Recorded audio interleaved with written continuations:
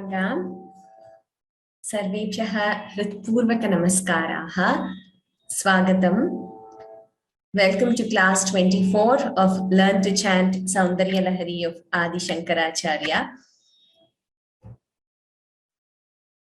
Also wishing you all a very auspicious new year. Shubhakrit nama samvatsarasya hardaha anantaha shubhashayaha. So may this new year called Shubhakrit bring a lot of auspiciousness, happiness, bliss, good health, cheer to all of us, and may it lead us in the path of spirituality with a lot of positive vibrations. And today, on account of the beginning of Shubhakrit Nama Samvatsara, I thought we could also add one more shloka, learn a new shloka, Mangala shloka of Jagat Guru Adi Shankaracharya, and then move on to learning the new verses. So last class, you all had a revision and an individual chanting session.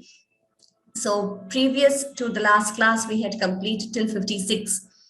So today we will learn the next 4 verses, 57 to 60. And like I said, one more new verse of Sri Shankara Bhagavat Padacharya. Welcome once again to all of you. And welcome to the panelists who are with us today. Shivani and Vihan for now. Maybe others will join us in a while. Let us begin with the Mangala Shlokas we have already learnt. Then we will learn a new Mangala Shloka.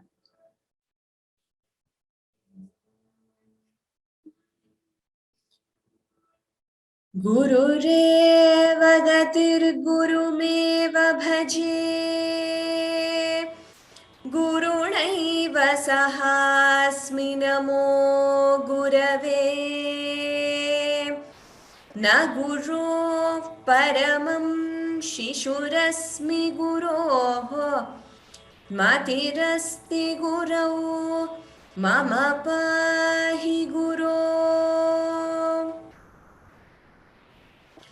Shruti smriti purananamayam karunalayam Namami bhagavat pada shankaram loka shankaram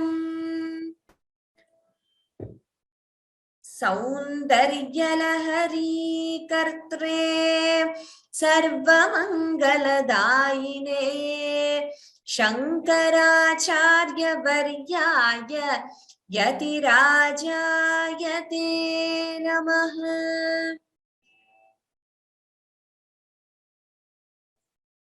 So these two verses, which is Shruti Smriti Purananam and Soundaryalahari Kartre, all of you already know. We have been chanting it in each class. Today, let us learn a new shloka, like I said, on account of the new year, Chandramana Ugadi, that is Shubhakrit Nama Samvatsara. So let us learn another shloka of Jagat Guru Adi Shankaracharya, a beautiful verse. So I will teach this. From now on, we will chant this also in the beginning of the class. Shivani, please unmute.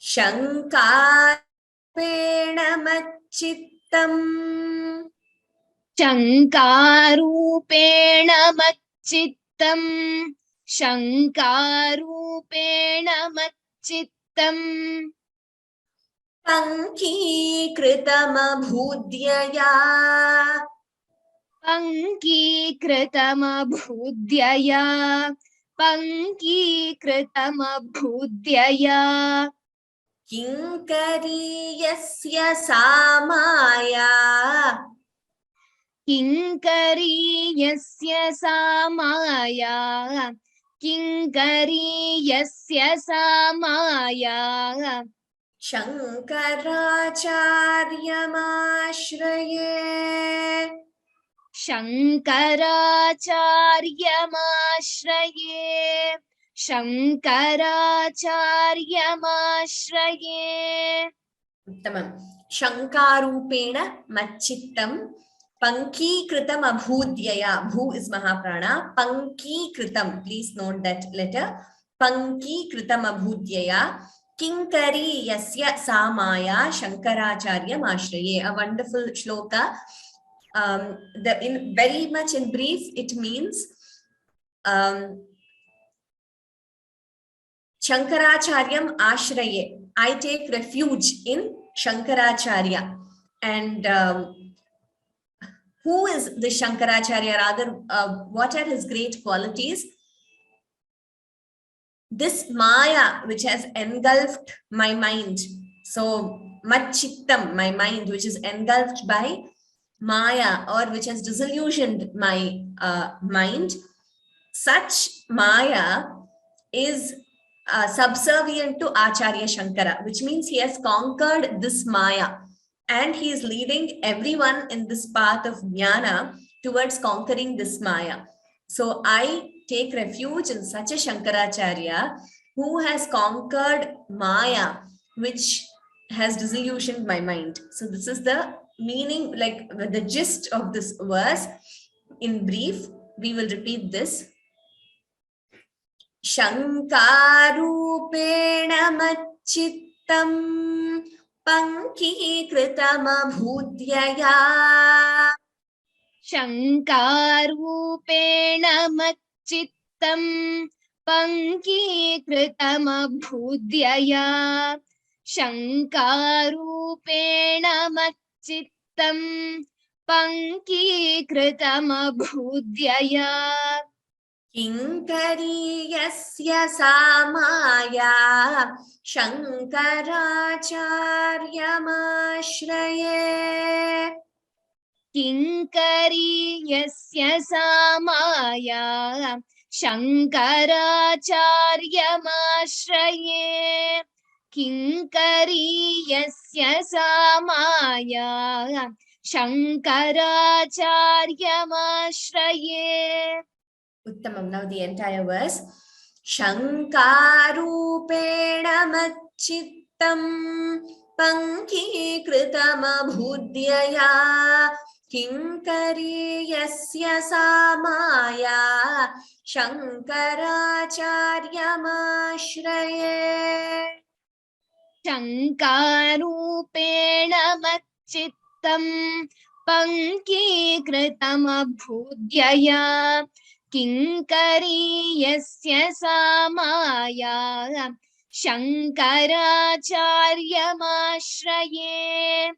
Shankarupena machittam pankikritamabhudyaya. Kinkari yasya samaya Shankaracharya mashraye. Uttamam. Now, Vihan, could you repeat this verse also? Shankarupena machittam pankikritamabhudyaya. Kinkari yasya samaya Shankaracharya mashraye. Uttamam, Vihan. Well chanted. Okay. So we will be adding this Mangala Shloka also. Like I said, every class we will be repeating this. Let us begin with a quick recap of the verses we learned in the previous class, and then we will move on to learning verses 57 to 60.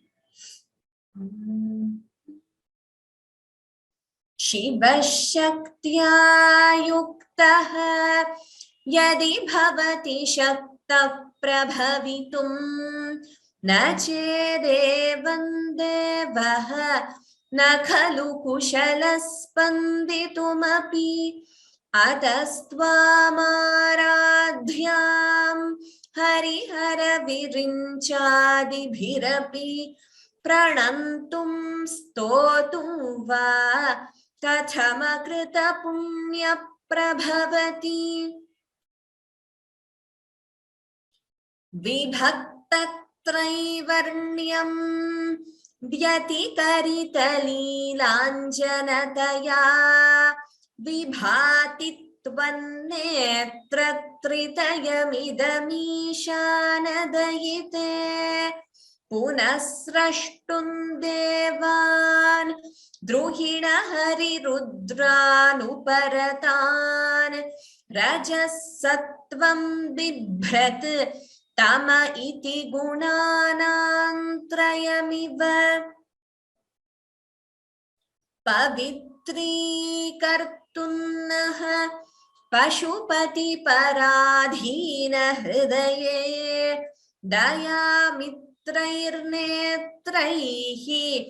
अरुणधवलश्यामरुचिभिः न दशोणो गङ्गा तपनतनयेति ध्रुवममुम् त्रयाणां तीर्थानाम् उपनयसि सम्भेदमनघम्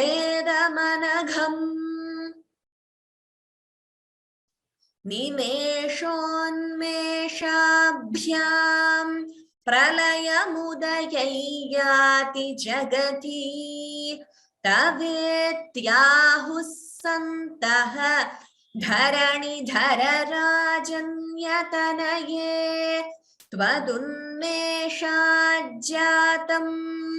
जगदिदमशेषं प्रलयतः परित्रातुं शङ्के परिहृतनिमेषास्तव दृशः तवापर्णे कर्णे जपनयनपैशून्यचकिताः निलीयन्ते तोये नियतमनिमेषाः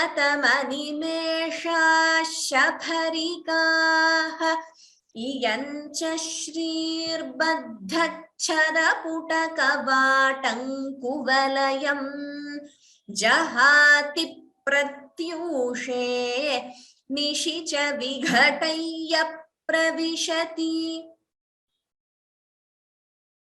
Okay, we will begin with the 57th verse. Vihan, a very beautiful verse this is.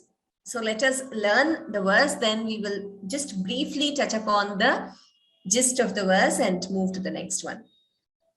Drishadraghiyasya Drishadraghiyasya Drishadraghiyasya Daradalita nilotpalarucha Daradalita nilotpalarucha Daradalita nilotpalarucha Daviyam sandinam Daviyam sandinam Daviyam sandinam Snapaya kripaya Snapaya kripaya Snapaya kripaya Mamapi shive Mamapi shive Mamapi shive Anenayam dhanyaha Anenayam dhanya Anenayam bhavati nachate. You're not audible, Vihan. I don't know if it's just me or I'm unable to hear you. Bhavati nachate.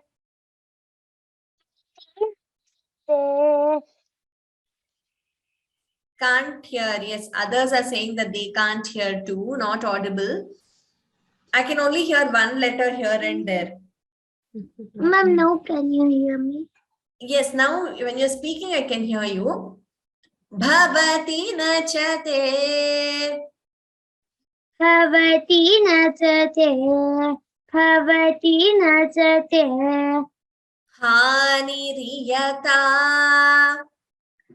हानिरियता हानिरियता वने वा हर्म्ये वा वने वा हर्म्ये वा वने वा हर्म्ये वा समकरनिपातो हिमकरः समकरनिपातो हिमकरः समकरनिपातो हिमकरः. Like I said, a very beautiful verse. Drisha draghi yasya. Please note the first word. It is dr. It is not dru. It is drisha draghi. Ghi is mahaprana. Draghi yasya. Dara dalita nilotpala rucha. Daviyam samdinam. This anuswara followed by the, you could optionally combine it as Daviyam sandinam. So either Daviyam samdinam or Daviyam sandinam. Snapaya kripaya mamapi shive. Anenayam dhanyah. Here also you could optionally combine the sandhi and chant it as Anenayan dhanyah. So this anuswara followed by dha becomes n. Anenayan dhanyah. Dha mahaprana. Bhavati. Bha is mahaprana. Bhavati nachate haniriyata. Vaneva harmyeva samakaranipato himakaraha. So here Acharya Shankara is describing the drishti, the sight, the divine sight of the universal mother, Jagannatha Devi. Shive, he addresses Devi as Shive, meaning O auspicious one, embodiment of auspiciousness. Shiva means auspicious. So, Hey Shive, Drisha draghi yasya, means Drisha is with your sight. So how is her sight? Draghi, it is very, draghi yasya, it is very long. So dara dalita nilot palarucha. So here he's actually describing the eyes of Mata. They are like slightly blossomed blue water lily. In some places you see the meaning given as blue lotus. So in some other places it is given as blue water lily. So like a blue, slightly blossomed blue water lily, which is very long, with such a sight, and that is also the luster of Devi's eyes is like that, the beauty of her eyes. With such eyes, with such eyesight, please, Ma'am Deenam. Deenam means someone who is in a pitiable state. So he's asking mother to shower him with her grace, with this grace from her eyesight. Ma'amapi kripaya snapaya. Kripaya, please. Kripaya means kindly or please. Kripaya snapaya. So please shower me. Snapaya actually means bathing. So please shower me with this grace from your eyes. And Anena ayam dhanyaha bhavati. By this, what happens? Ayam means this person. So this is referring to the devotee, the bhakta who is praying to Devi. Here, Acharya Shankara is praying to Devi in these words. By this, ayam dhanyaha bhavati. So he will become blessed. Dhanyaha, blessed with the eyesight of Devi. Nachate haniriyata. With this, Devi doesn't lose anything. So, O Devi, O auspicious one, please bestow or shower me with this grace or eyesight full of kindness from your eyes, which are long and with the luster like that of a half-blossomed blue water lily. By this, I shall be blessed, but you will not lose anything. So, Daviyamsam also means someone who is far away. Deenam, who is in a pitiable state. Then the last line, Vaneva harmyeva himakaraha samakara nipataha. Himakaraha, this is referring to the moon. So whether in the forest, Vane, whether in the forest or harmye, that is on a palace or a palatial, a very luxurious building. Whether it is the forest or a palatial building, the moon, it spreads its rays equally on everything and everyone. So the way moon doesn't differentiate, right? The moon rays equally spread everywhere, whether it is a forest or a palatial building or on anyone. So this is an analogy Bhagavat Pada is giving here. In that way, hey Devi, please shower me with this grace of yours. So a very beautiful verse. Also, we need to note that here in the third line, you will mostly hear it as Anenayam dhanyo bhavati. Dhanyaha, blessed. Bhavati, becomes. So Anenayam dhanyo bhavati, that is how we would say when we are referring to the meaning. So once you learn chanting perfectly and you're familiar with the words and rules of Sandhi, like I have been saying, you can always combine the sandhis and chant. So when you're experiencing the meaning better, combining the sandhi and chanting would add more to the effect. So you can chant it as Anenayam dhanyo bhavati nachate haniriyata. But for now, consistently, we have been following this, that wherever we are allowed to split, as in wherever there is no samasta padam, and where it is the yati, that is the place where we pause according to this meter or chandas, we will be pausing. Therefore, I will teach it to you as Anenayam dhanyaha, splitting the sandhi, because we pause there. But when you combine, it would be Anenayam dhanyo bhavati nachate haniriyata. Okay, so a very beautiful verse. Let us learn this again. Now we will do one line at a time. Vihan. Drishadrakshiyasya daradalita nilotpalarucha. Dreshadrakshiyasya Draghi Mahaprana. Dreshadrakshiyasya daradalita nilotpalarucha.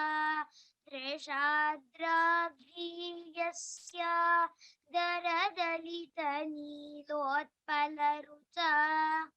Daviyam sandinam snapaya kripaya mamapi shive.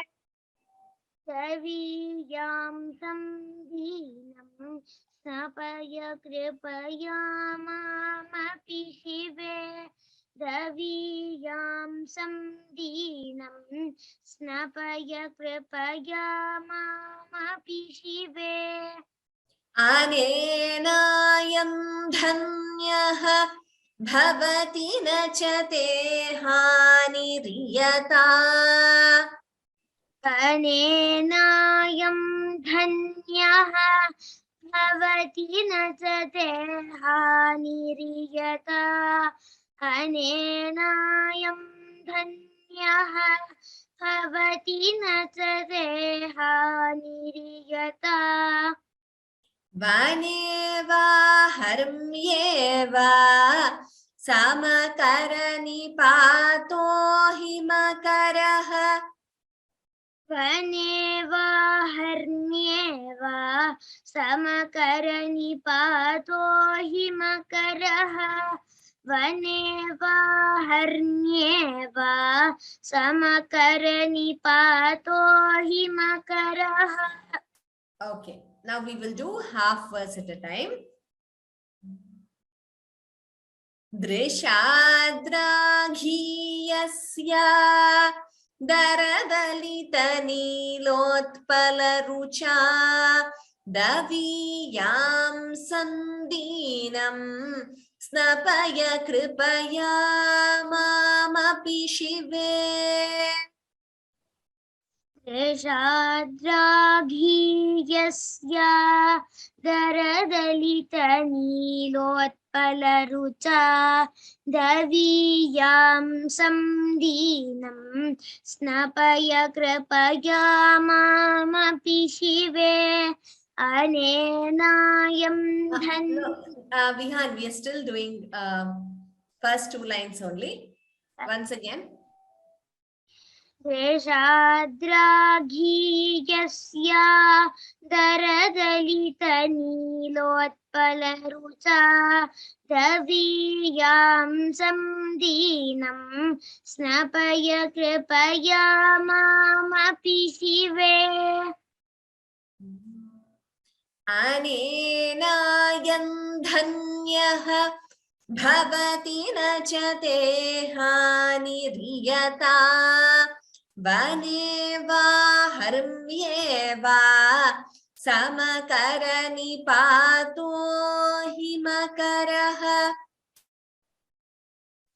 अनेनायं धन्यः भवति न च ते हानिर्यता वने वा हर्म्ये वा समकरनिपातो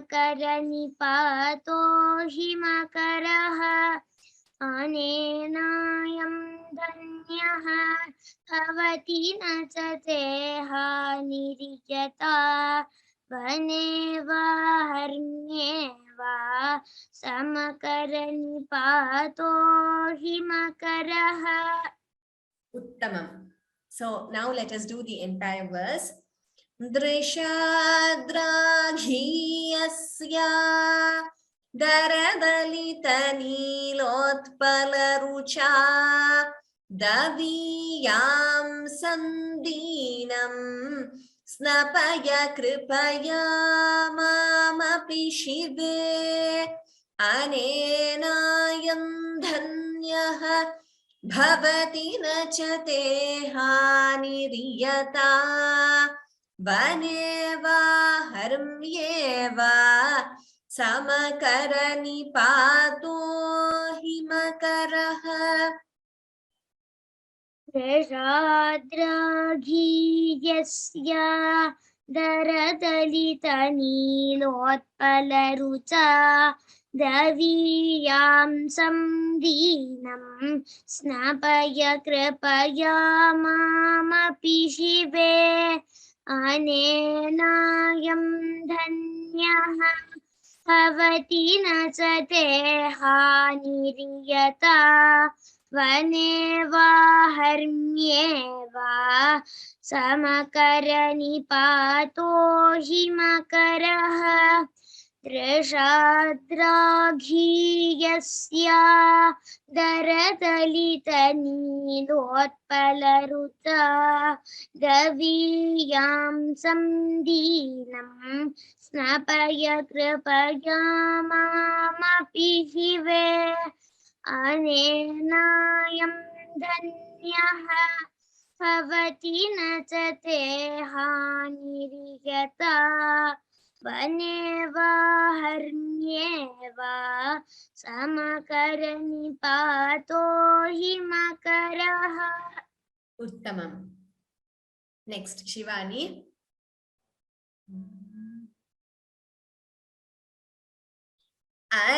Aralante आरालन्ते आरालन्ते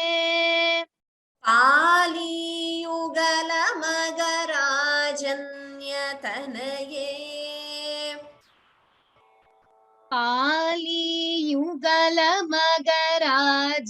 पालीयुगलमगराजन्यतनये पालीयुगलमगराजन्यतनये न केशामाधत्ते न केशामाधत्ते न केशामाधत्ते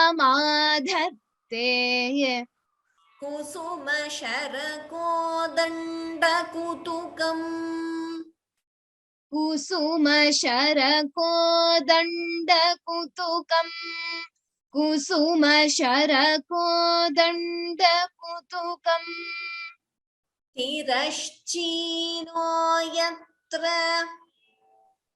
तीरश्चीनो यत्र तीरश्चीनो यत्र श्रवणपथमुल्लङ्घ्य विलसन् श्रवणपथमुल्लङ्घ्य विलसन् श्रवणपथमुल्लङ्घ्य विलसन् अपाङ्गव्यासङ्गः अपाङ्गव्यासङ्गः अपाङ्गव्यासङ्गः दिशति शरसन्धानधिषणाम् दिशति शरसन्धानधिषणाम् दिशति शरसन्धानधिषणाम्.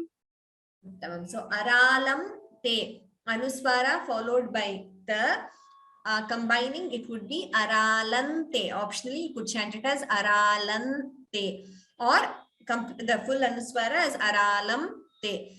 Aralante, we don't stop here between the pada here. We generally continue. If you want to take a pause, you can pause after te. The next word is one word, samastapadam. Pali yugala magarajanya tanaye. Nakesha madhatte. Dha is mahaprana. Kusuma shara kodanda kutukam. Kodanda, the, and next is da. We should be very clear in pronouncing. Kusuma shara kodanda kutukam. Tirashchino yatra shravana patha. Tha is mahaprana. Shravana patha mullanghya. Gha is mahaprana. Vilasan. Apangavyasangaha. Please note the dvitvam here. Apangavya. Extra b is heard. B is doubling. Apangavyasangaha. Dishati. Sharasandhana. Dha is mahaprana.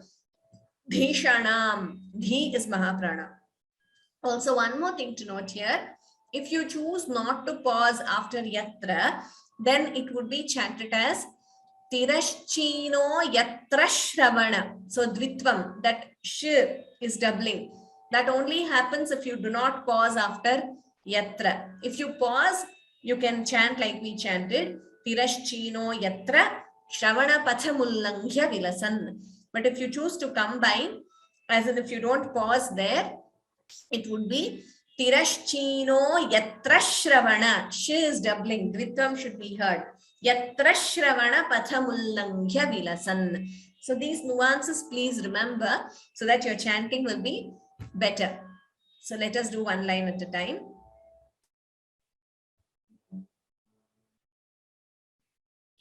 Aralante pali yugala magarajanyatanaye. Aralante pali yugala magarajanyatanaye. Aralante pali yugala magarajanyatanaye. Nakesha madhatte kusuma sharakodanda kutukam. Nakesha madhatte kusuma sharakodanda kutukam. Nakesha madhatte kusuma sharakodanda kutukam. Tirashchino yatra shravana pathamullangya vilasan.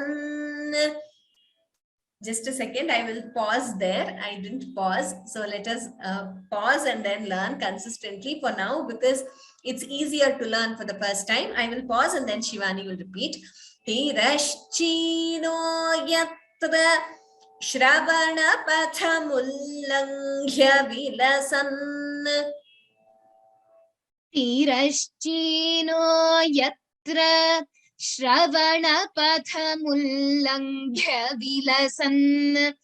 Tirashchino yatra shravana pathamullangya vilasan. Apangavyasangaha dishati sharasandhanadhishanam. अपाङ्गव्यासङ्गः दिशति शरसन्धानधिषणाम् अपाङ्गव्यासङ्गः दिशति शरसन्धानधिषणाम्. Uttamam. Two more things to note here. Tirashchino, I have pointed it out in other similar words.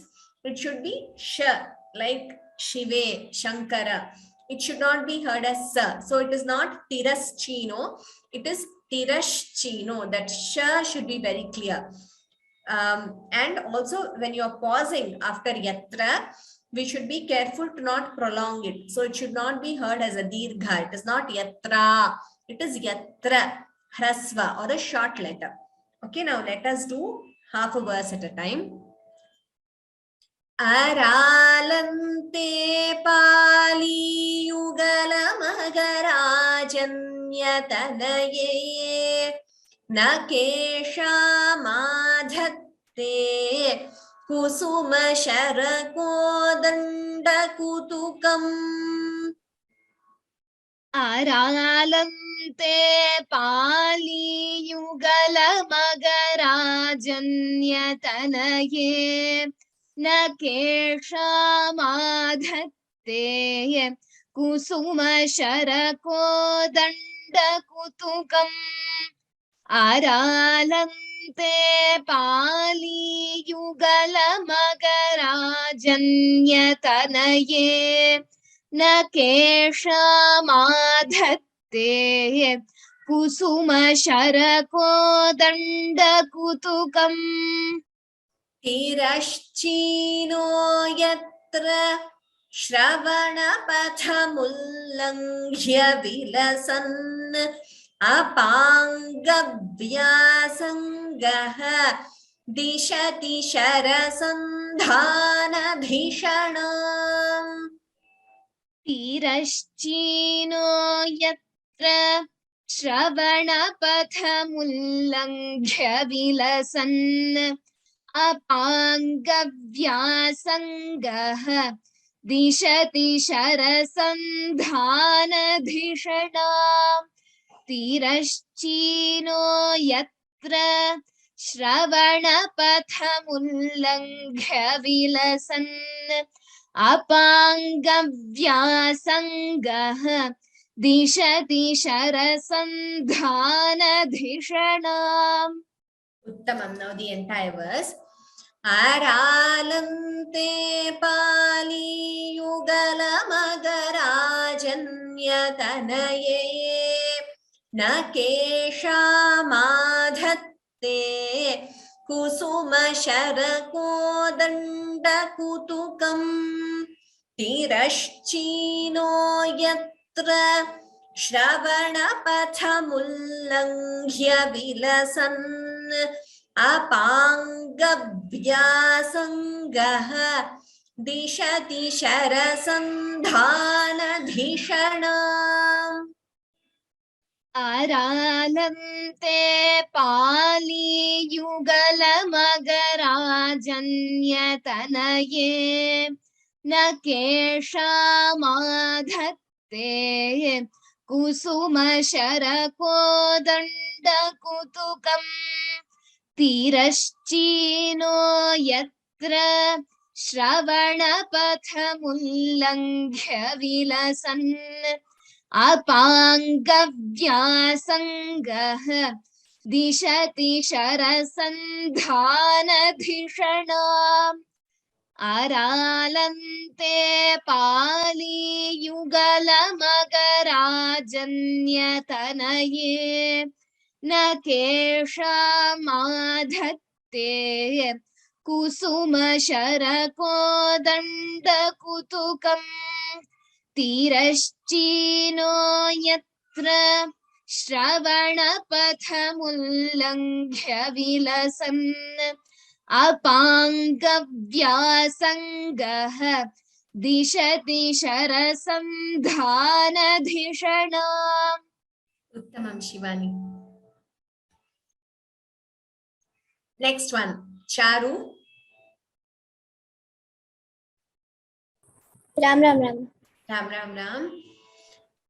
स्फुरद्गण्डा भोग स्फुरद्गण्डा भोग स्फुरद्गण्डा भोग प्रतिफलितताटङ्कयुगलम् प्रतिफलितताटङ्कयुगलम् प्रतिफलितताटङ्कयुगलम्. Here we are not supposed to pause after Ganda Bhoga, but I taught it in that way just for us for the first time to get familiar with the words. So we have to chant it as one word. It's a compound word, Samastapadam. No pausing in this pada. Spurad Ganda Bhoga Pratiphalita Tatanka Yugalam. So we chant that entire line together. We will come back to that. Chatushchakram manye. चतुश्चक्रं मन्ये चतुश्चक्रं मन्ये Tava mukhamidam manmatharatham. तव मुखमिदं मन्मथरथं तव मुखमिदं मन्मथरथं Yamaruhya. यमारुह्य Druhyatyavanirathamarkendu charanam. द्रुह्यत्यवनिरथमर्केन्दुचरणं द्रुह्यत्यवनिरथमर्केन्दुचरणं Mahaviro maraha. महावीरो मारः महावीरो मारः Pramachapataye sajjitavate. प्रमथपतये सज्जितवते प्रमथपतये सज्जितवते. Uttamam. So here, first line I already told you, Sphurat, Spha is Mahaprana, and we don't pause. Sphurat Ganda Bhoga, Bho is Mahaprana. Pratiphalita, Pha is Mahaprana. So we chant entire line at a stretch. Sphurat Ganda Bhoga Pratiphalita Tatanka Yugalam. Please note the Dvitvam before Pratiphalita. The P is doubling. So, Sphurat Ganda Bhoga Pratiphalita. That before pra, you are hearing two P's. So, Dvitvam there. Chatush Chakram. Again, please be careful. It is not Chatus Chakram. No, sir. Chatush Chakram. Sha. Chatush Chakram Manye. Tava Mukhamidam. Kha is Mahaprana. Manmatharatham. Both the thas in this word are Mahapranas. Next line. Yamaruhya. Again, this line we do not pause. If you want to pause only after Yamaruhya, it is possible, but it is not the Yati there. Yati, as you know, is the place where we pause according to the meter, according to the Chandas. Yamaruhya Druhya. Dvitvam. Yamaruhya Druhya. Second the is heard. So Dvitvam there. Yamaruhya Druhyatyavani Ratha Markendu Charanam. We chant that entire pada together. Mahaviro Maraha. Pramachapataye. Tha is Mahaprana. Sajjitavate. We will do one line at a time. Please listen to all the Mahapranas and the Dvitvams carefully. Sphuradganda bhoga pratiphalita tatanka yugalam. स्फुरद्गण्डा भोग प्रतिफलितताटङ्कयुगलम् स्फुरद्गण्डा भोग प्रतिफलितताटङ्कयुगलम् Chatushchakram manye tava mukhamidam manmatharatham. चतुश्चक्रं मन्ये तव मुखमिदं मन्मथरथं चतुश्चक्रं मन्ये तव मुखमिदं मन्मथरथम् यमारुह्य द्रुह्यत्यवनिरथमर्केन्दुचरणम्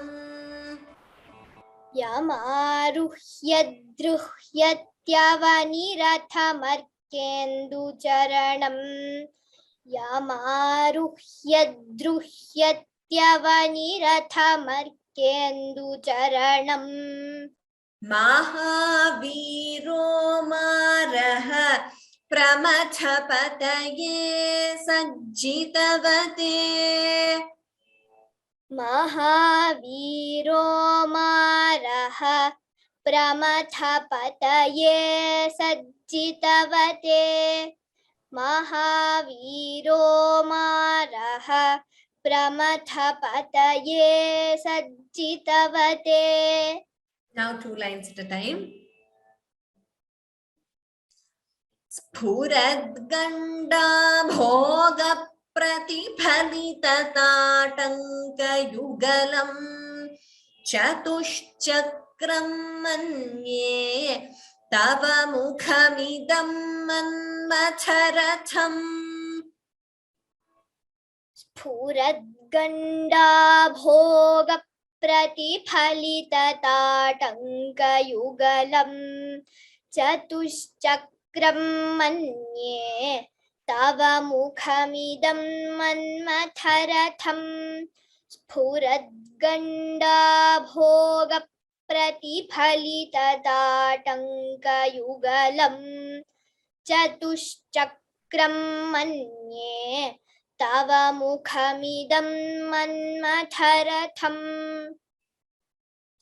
यमारुह्य द्रुह्यत्यवनिरथमर्केन्दुचरणम् महावीरो मारः प्रमथपतये सज्जितवते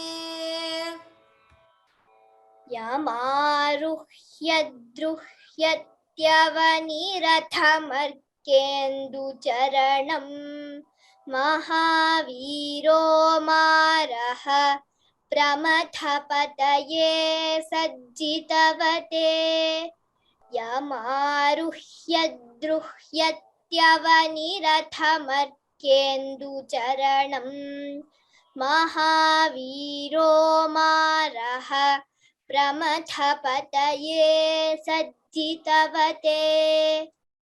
Okay, third line, many of them have asked once more. I will chant the entire verse and Charu will chant twice. After that, if you still have doubts, I will again get back to the third line. So word by word, it is Yamaruhya Druhyatyavani Ratha. Yes, here Druhyatyavani. There also there is a Dvidvam, that is T. Before the T there, Druhyatyavani Ratha Markendu Charanam. Yamaruhya Druhyatyavani Ratha Markendu Charanam. But we do not split like that. We chant together. Yamaruhya Druhyatyavani Ratha Markendu Charanam. Okay, we will do the entire verse. I will chant at a slower pace. Request Charu also to chant at a slower pace because some of them have requested for that. Sphuradganda bhoga प्रतिफलितताटङ्कयुगलम् चतुश्चक्रं मन्ये तव मुखमिदं मन्मथरथम् यमारुह्य द्रुह्यत्यवनिरथमर्केन्दुचरणम् महावीरो मारः प्रमथपतये सज्जितवते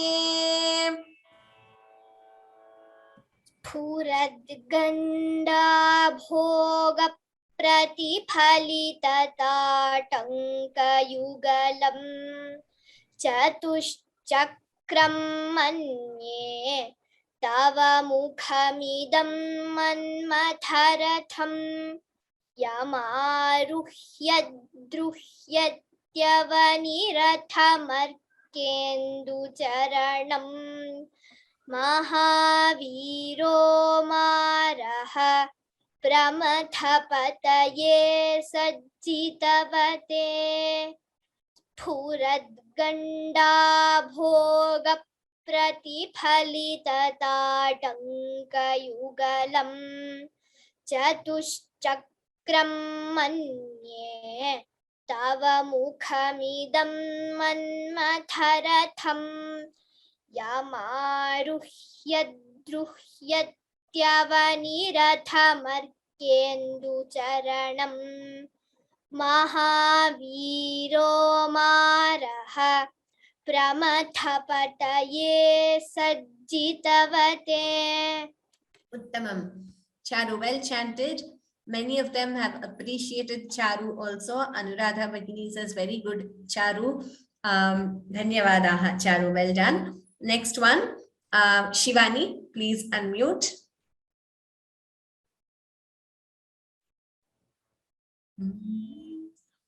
Saraswatya Suktihi.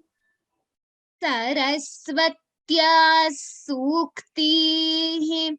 Saraswatya Suktihi. Amritalahari Kaushalaharihi.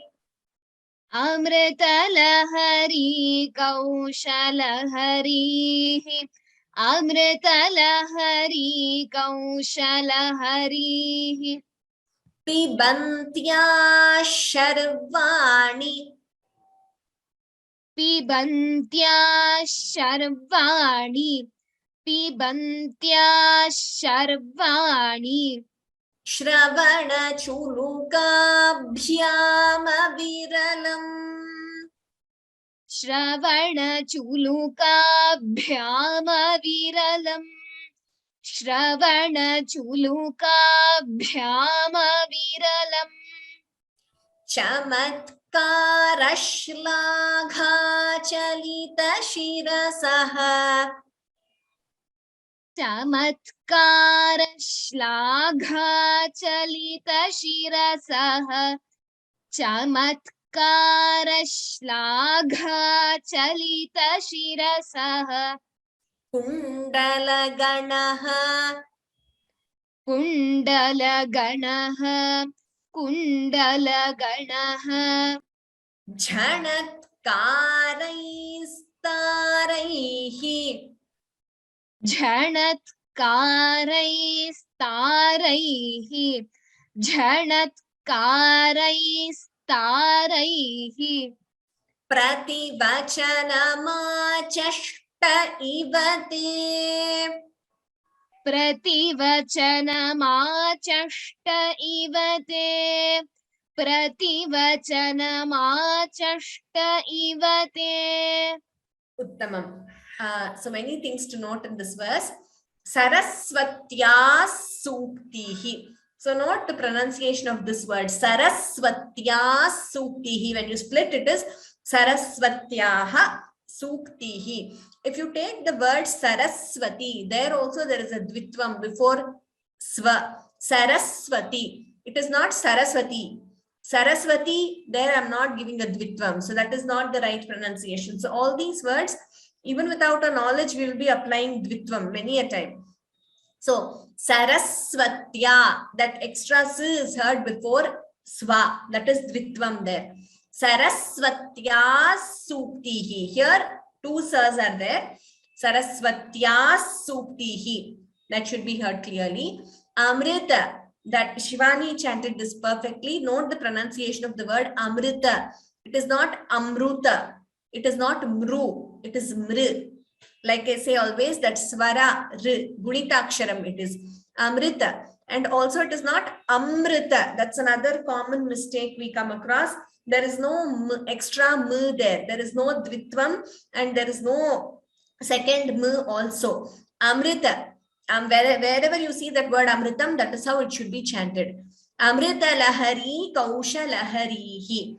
Pibantya Sharvani. Two shas are here. So please both should be heard. Pibantya Sharvani. we stop there, we pause, and ni is a hrasva. It is not a dirgha, so please do not prolong. Shravana chuluka bhyam aviralam. Bha is Mahaprana. So in case you choose not to pause here, there will be a dvitvam. So it would be pibantya sharvani shravana. Extra sh will be heard before shravana in case you choose not to pause. But if you pause, of course, it should be a hrasva, a short letter. Chamatkara shlagha, dvitvam again here. Chamatkara shlagha. Second sh is heard. The sh is doubling. Chamatkara shlagha chalita shirasaha. Here we do not pause. I paused only for you to know the words clearly, because that is not the place, that is not the yati, that's not the place where we pause in this chandas. So here chamatkara shlagha chalita shirasaha, one word, samastapadam. So as you all know, whenever visarga is followed by ka or kha, we get jihva muliya, right? So that visarga is not pronounced fully. We chant it as Chamatkara shlagha chalita shirasah kundala ganaha. Chalita shirasah kundala ganaha. I hope that pronunciation is clear. Jihva muliya. Jhanatkarai staraihi. Jha is Mahaprana. Prativachana machashta ivate. If you choose not to pause, it would be Jhanatkarai starai prativachana. So visarga followed by pa or pa would be upadmaniya. That is only if you choose not to pause. If you pause, jhanatkarai staraihi, visarga completely, prativachana machashta ivate. So for those who might have joined us later, if you see, we have given a huge gap here where you can pause. So where you don't see that gap, like third line, you don't see this huge gap, which means we should not pause there because it's a compound word or a samastapadam. Both in Devanagari and IAST, wherever we can pause, we have given you a huge gap for ease of reference, for you to know. That's a hint for you that you can pause there. Okay. So with practice, you will get all these things automatically, even dvitvam for that matter. Just by listening and repeating, you will be able to catch dvitvam, even if, you know, it is not specified to you. Okay. So the key is shravanam. Listen keenly and regularly. If you practice, you will pick up all these nuances. We will do one line at a time. Sarasvatya suktihi Amritalahari kaushalahari. Sarasvatya suktihi Amritalahari kaushalahari. Sarasvatya suktihi Amritalahari kaushalahari. Pibantya sharvani shravana chulukabhyam aviralam. Pibantya sharvani shravana chulukabhyam aviralam. Pibantya sharvani shravana chulukabhyam aviralam. Chamatkara shlagha chalita shirasah kundala ganaha. Chamatkara shlagha chalita shirasah kundala ganaha. Chamatkara shlagha chalita shirasah kundala ganaha. Jhanatkaraihi prativachanamachashta ivate. Jhanatkaraihi prativachanamachashta ivate. Jhanatkaraihi prativachanamachashta ivate. Now we'll chant half a verse at a time. सरस्वत्याः सूक्तिः अमृतलहरी कौशलहरीः पिबन्त्याः शर्वाणि श्रवणचुलुकाभ्यामविरलम् सरस्वत्या सूक्तिः अमृतलहरी कौशलहरीः पिबन्त्या शर्वाणि श्रवणचुलुकाभ्यामविरलम् सरस्वत्या सूक्तिः अमृतलहरी कौशलहरीः पिबन्त्या शर्वाणि श्रवणचुलुकाभ्यामविरलम् चमत्कारश्लाघाचलितशिरसः कुण्डलगणः झणत्कारैस्तारैः प्रतिवचनमाचष्ट इव ते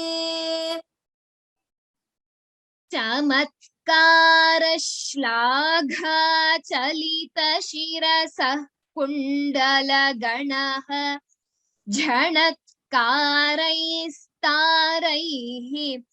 प्रतिवचनमाचष्ट इव ते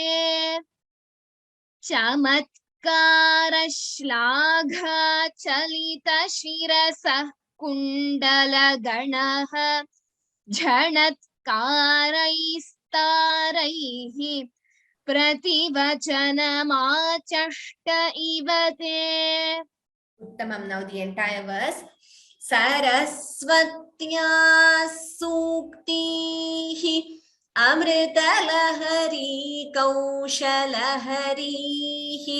पिबन्त्या शर्वाणि श्रवणचुलुकाभ्यामविरलम् चमत्कारश्लाघाचलितशिरसः कुण्डलगणः झणत्कारैस्तारैः प्रतिवचनमाचष्ट इव ते सरस्वत्या सूक्तिः अमृतलहरी कौशलहरीः पिबन्त्या शर्वाणि श्रवणचुलुकाभ्यामविरलम् चमत्कारश्लाघाचलितशिरसः कुण्डलगणः झणत्कारैस्तारैः प्रतिवचनमाचष्ट इव ते सरस्वत्या सूक्तिः अमृतलहरी कौशलहरीः पिबन्त्या शर्वाणि श्रवणचुलुकाभ्यामविरलम् चमत्कारश्लाघाचलितशिरसः कुण्डलगणः झणत्कारैस्तारैः प्रतिवचनमाचष्ट इव ते Uttamam. Now let us recap today's verses 57 to 60. Drishadra-ghiyasya daradalita-nilotpala-rucha daviyam sandinam snapaya kripaya mamapi shive अनेनायं धन्यः भवति न च ते हानिर्यता वने वा हर्म्ये वा समकरनिपातो हिमकरः अरालन्ते पालीयुगलमगराजन्यतनये न केशामाधत्ते कुसुम शरकोदण्ड कुतुकं तिरश्चीनो यत्र श्रवणपथमुल्लङ्घ्य विलसन् अपाङ्गव्यासङ्गः दिशति शरसन्धानधिषणाम् स्फुरद्गण्डा भोगप्रतिफलितताटङ्कयुगलम् चतुश्चक्रं मन्ये तव मुखमिदं मन्मथरथम् यमारुह्य द्रुह्यत्यवनिरथमर्केन्दुचरणम् महावीरो मारः प्रमथपतये सज्जितवते सरस्वत्या सूक्तिः अमृतलहरी कौशलहरीः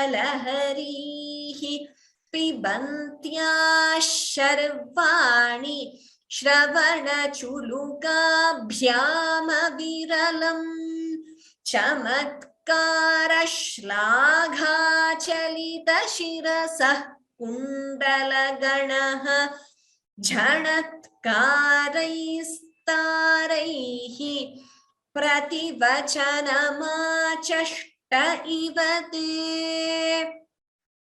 Okay, so we have completed 60 and we have also learned new Mangala Shloka. We will repeat it in the next class also. Many words of appreciation for the panelists.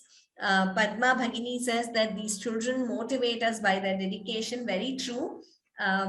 Like I say always, Nahi Vayaha Tejaso Hetu, like it is said in Sanskritam. So age is not a determinant factor for anything, whether young or old, you can always learn and do well. So these children are really a source of inspiration for all of us. And Annie Mary Bhagini says that the panelists' pronunciation is very good and they sing in good tune. And Sundarajan Mahodaya also has appreciated the panelists.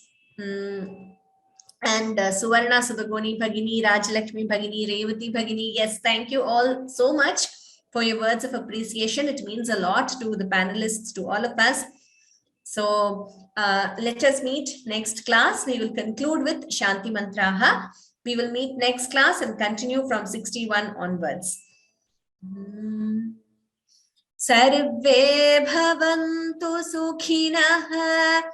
Sarve santu niramayaha. Sarve bhadrani pashyantu. Ma kaschid dukkha bhag bhavet. Om Shanti Shanti Shanti. Sarvebhyaha namaskaraha. Sorry, I forgot to mention next class will be a revision session again because we have completed 60. So every time we complete a set of 10 verses, we have a revision. So 51 to 60, we will revise next class and you can also chant individually. So next class, we will be revising and after the revision session, next to next week, that is, we will chant 61. We will start with 61. Dhanyavad. Ram Ram Punar Vilamaha. See you all next week. Dhanyavadaha.